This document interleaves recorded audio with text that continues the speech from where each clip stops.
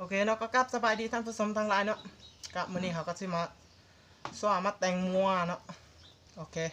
เพื่อบ่ให้เสียเวลาเลยเนาะลงมือเลยพี่เนาะนี่แจวขั่วลงหมดเลยเกลือ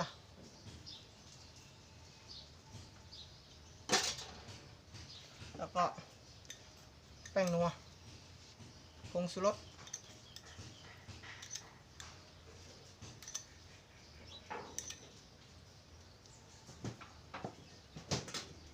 แล้วก็ข้าวคั่วพี่น้อง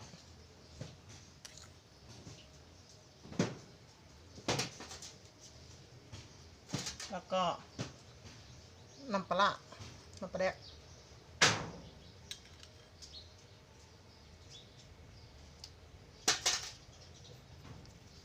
เนี่ยพี่น้องแล้วก็ผักหอม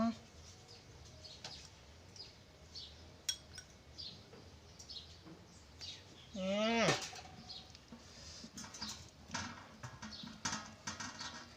คลุกให้เข้ากันพี่น้องจากนี้ก็คลุกให้เข้ากัน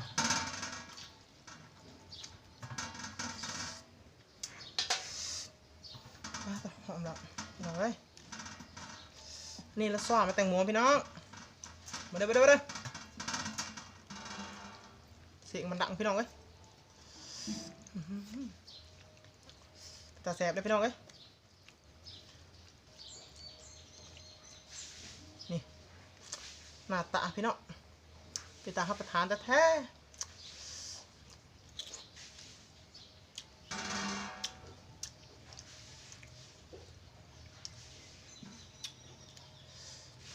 เอาที่ตื้ม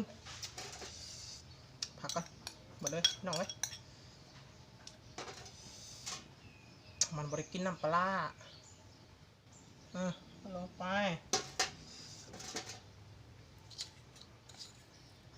ข้าวคั่วอีกมันบ่เข้มข้นพี่น้องเอ้ย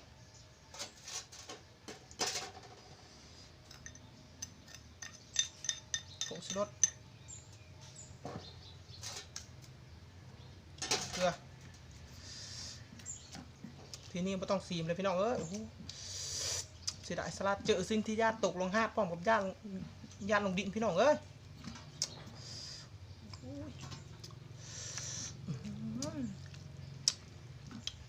พี่น้องเอ้ยบาดนี่แสบเลยพี่น้องเอ้ยไปเด้อจากนี้กะ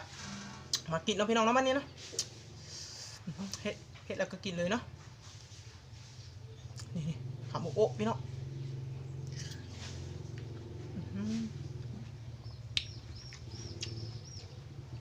ครับสว่ามาแต่งหมูพี่น้องเอ้ยสว่า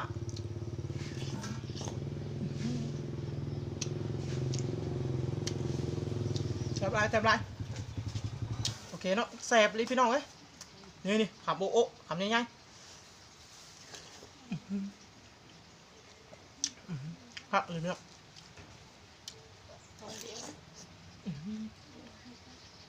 ครับแซ่บเลยพี่น้อง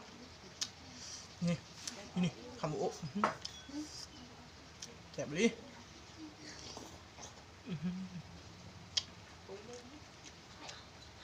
เดี๋ยวกินแบบหอมนี่พี่น้อง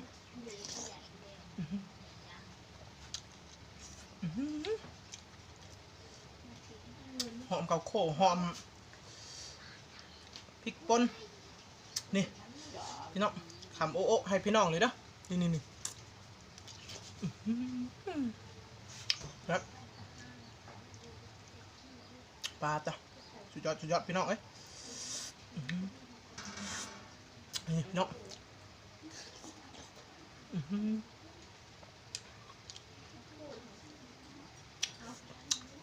กินส้มส้มแบบเมี่ยงแซ่บหลายพี่น้องแซ่บหลายใครบ่เคยกินนี่ถือว่าเซย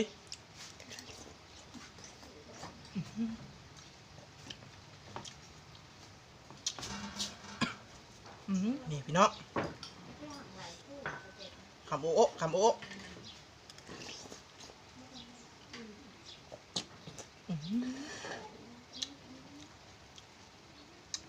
ครับ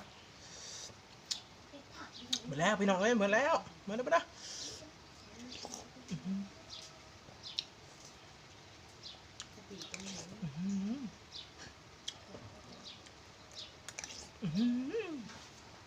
นี่พี่น้องเดี๋ยวแต่น้ำแซ่บหลายพี่น้องเอ้ยปาดสั่วแซ่บกะ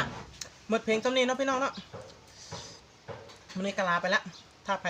ได้เบิ่งคลิปนี้ก็อย่าลืมกดติดตามและกดกระดิ่งเพื่อว่าให้พลาด